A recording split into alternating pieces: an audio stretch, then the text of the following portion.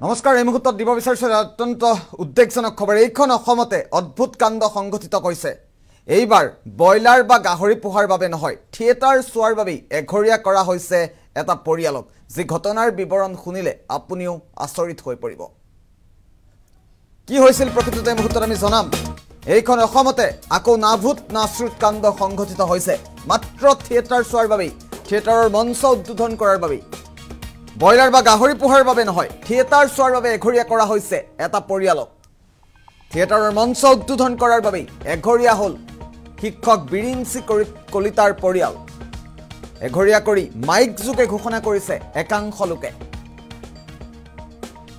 গুৱাহাটী মহানগৰীৰ সমীপতে এই ঘটনা সংঘটিত হৈছে ভ্ৰাম্যমান থিয়েটাৰ বিনা পানীৰ মঞ্চ উদ্বোধন কৰি নাট উপভোগ কৰিছিল পৰিয়ালটোৱে শুৱালকুছিৰ শিলিগুৰিত এই অদ্ভুত কাণ্ড সংঘটিত হৈছে পূৰ্বতেও শিলিগুৰিৰ একাংশই সৰু সৰু কথাতে কেইবাটাও পৰিয়ালক এঘৰীয়া কৰাৰ অভিযোগ উত্থাপন হৈছে এইখন অসমতে আকৌ নাভূত নাশ্ৰুত কাণ্ড সংঘটিত হৈছে আমি উল্লেখ কৰিছো মাত্ৰ থিয়েটাৰ চোৱাৰ বাবে থিয়েটাৰৰ মঞ্চ উদ্বোধন কৰাৰ বাবে এটা পৰিয়ালক এঘৰীয়া কৰিছে একাংশ ৰাইজে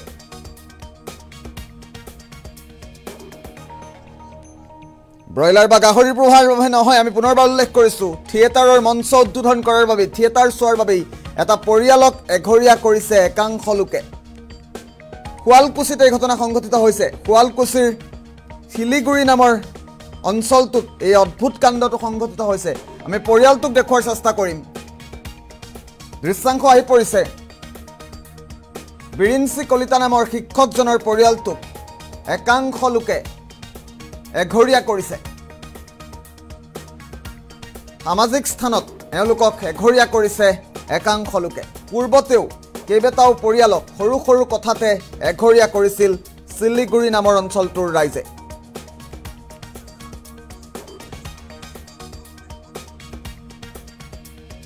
আৰু সমগ্ৰ ঘটনা সন্দৰ্ভত কিছু মন্তব্য আছে আমি পুনে পুনে মন্তব্য শুনোৱাৰ চেষ্টা কৰিম বিনা পানী থিয়েটাৰ এওঁলোকে নিমন্ত্ৰণ কৰিছিল প্ৰথম দিনা মোক মঞ্চ উদ্বোধন কৰাৰ কাৰণে এখেতসকলে দায়িত্ব দিছিল আৰু ময়ো বিনা দ্বিধাই মানৱতাৰ খাতিৰ ৰাখি এই থিয়েটাৰৰ মঞ্চখন উদ্বোধন কৰিছিলোঁ তাৰপিছত থিয়েটাৰ 3 দিন চলিল 3 দিন চলাৰ পিছত 4 নম্বৰ দিন পাৰ হ'ল 5 নম্বৰৰ দিনা মই শিলগুৰি ৰাজগৈৰহৰ অন্তৰ্গত শিলগুৰি ৰাজগৈৰহে গোপনীয়াকৈ তেওঁলোকে মিটিং কৰি সদস্যবিলাকক জনাই দিলে সব মানুহকে ক'ব দিলে আমাক হেনো মোৰ লগতে আকৌ 3 ঘৰ আছে সামাজিকভাৱে বৰ্জন কৰা হৈছে মোৰ ঘৰত কোনো মানুহক যাব নেদে মোক কাকো মাতিব নিদিয়ে এনেকুৱাকৈ ৰখা হ'ল যিয়ে নহওক মই তেনেকৈ চলি আছোঁ আজি 1 মাহ 21 দিন পিছত তেওঁলোকে আৰু মাইক যোগে ঘোষণা কৰিলে মোক সম্পূৰ্ণ এঘৰীয়া যে কৰিছে মোৰ লগত কোনো সম্পৰ্ক ৰাখিব নালাগে 1 মাহ 21 দিন পিছত তেওঁলোকে আকৌ ঘোষণা কৰিলে ইয়াতে আমি অলপ মৰ্মাহত হ'লোঁ দুখটো পায়ে আছোঁ আঘাতটো পায়ে আছোঁ তাৰপিছত মোৰ পত্নীয়ে গৈ শুৱালকুছি থানাত এখন এজাহাৰ দিলে এজাহাৰ দিয়াৰ পিছত থানাক আমাক যেতিয়া মাতিলে থানাত আমি যিটো ব্যৱহাৰ পালোঁ মেইন অচিৰ পৰা যিটো ব্যৱহাৰ পালোঁ আমি মুঠেই সন্তুষ্ট নহয় তেওঁ আমাক একেবাৰে হেয়জ্ঞান কৰা আমাৰ পৰিলক্ষিত হৈছিল আমি অতি নিৰাশ মনেৰে থানাৰ পৰা ফিৰি আহিব লগা হৈছিল মই একেবাৰে মানসিকভাৱে ভাগি পৰিছোঁ অত্যন্ত লাজো পাইছোঁ মই আপোনাৰ অপৰাধটো কি বুলি ক'লে মোৰ অপৰাধটো আছিল মই থিয়েটাৰৰ প্ৰথম দিনাৰ মঞ্চখন উদ্বোধন কৰিছিলোঁ সেইটোৱে মোৰ অপৰাধ সেইটো অপৰাধতে আপোনাক এঘৰীয়া কৰিছে সেই অপৰাধতে আইনৰ সহায় লৈছোঁ কিন্তু মই আশানুৰূপ ফল পোৱা নাই এই চেনেলৰ জৰিয়তে মই এইটো বিনম্ৰভাৱে অনুৰোধ কৰোঁ বিভাগীয় কৰ্তৃপক্ষ মুখ্যমন্ত্ৰী মহোদয় মই আটাইকে বিনম্ৰতাৰে অনুৰোধ কৰোঁ এই গাঁও অঞ্চলত চলি থকা এই কলা আইনবোৰ যাতে অতি সোনকালে উঠাই দিয়ে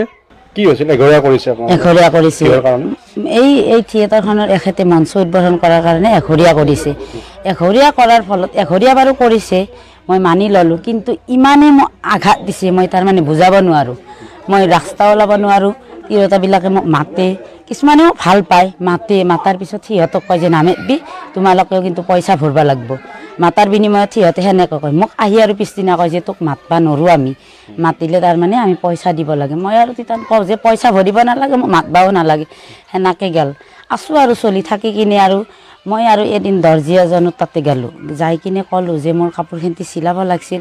দৰ্জীটো কৈছে যে চিলাব নোৱাৰোঁ, চিলাব আমি নোৱাৰোঁ, যে আমাৰ দণ্ড ল'ব, দণ্ড লোৱা হ'ব। তাৰমানে দৰ্জীজনক কৈছে। সিদিনাখন মই আৰু মোৰ বেয়া লাগিল, তাৰমানে এনেকৈ বেয়া লগাটো মোৰ বাঢ়ি আহি আছে। মই ভাবোঁ যে এঘৰীয়া কৰিছে থাকিম আৰু চলি, কিন্তু মোৰ বেয়া লগাগিলা বাঢ়ি আহি আছে, দিনে দিনে বাঢ়ি আহিছে। এঘৰীয়া কৰিছে কিহৰ কাৰণে সমাজত? হয়, মই মাখালটোল চুবুৰী থিয়েটাৰ চোৱাৰ কাৰণে মই শিলগুৰি সমাজে এঘৰীয়া কৰিছে। থিয়েটাৰ চোৱাটো অপৰাধ নেকি? আজি সমাজেও এনেকুৱা এটা চিন্তা কৰিব পৰা শক্তি যে আছে ভাবিব নোৱাৰোঁ। এই আধুনিক সমাজত এনেকুৱা চিন্তাধাৰাৰ ব্যক্তি যে আছে শিলগুৰি সমাজত ক'ব লাজ লাগে। মই এজন হৈছে কেঞ্চাৰ পেচেণ্ট, বেমাৰী। মই চুবুৰী শিলগুৰি মাখালটোল চুবুৰীৰ বাসিন্দা, ইয়াতে মোৰ জন্ম। গতিকে মই শিলগুৰি সমাজখনক চাম নে মই চুবুৰীটোক চাব লাগিব? চুবুৰীটোৱে মোক সহায় কৰিছিলে, পইচা তুলি হওক কিবা তুলি হওক, তেখেতসকলে মোক সহায় কৰিছে বেমাৰৰ সময়ত। আমি দুজন তিৰিমূৰত দুইজন বেমাৰী মৰা মানুহ, যদি চুবুৰী মানুহখিনি নহয় আমি দুজন মৰোঁ। তেখেতসকলে আমাক বহুতখিনি সহায় কৰিলে। গতিকে সেই সমাজখনক মই এৰি মই আন এখন সমাজত কেনেকৈ থাকোঁ? সেইখিনি কথা মই শিলগুৰি সমাজত অৰ্থাৎ মোৰ খেলৰ মানুহখিনিক কৈছিলোঁ যে মই এনেকৈ বেমাৰী মানুহ, গতিকে আপোনালোকে সেইটো বিবেচনা আপোনালোকৰ। মোক তেখেতসকলে সহায় কৰিব লাগিছিল নে আজি এঘৰীয়া কৰিব লাগিছিল? এই এঘৰীয়া কৰা আজিও এই নীতিটো আছে নেকি এই আধুনিক সমাজত?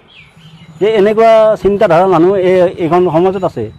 আমি এনেকুৱা এখন সমাজত বাস কৰিছোঁ, যিখন সমাজ ক'ব লাজ লাগে। গতিকে কি ক'ম আৰু? গতিকে মোক সহায় কৰাৰ বাহিৰে তেখেতসকলে এইটোহে ল'লে।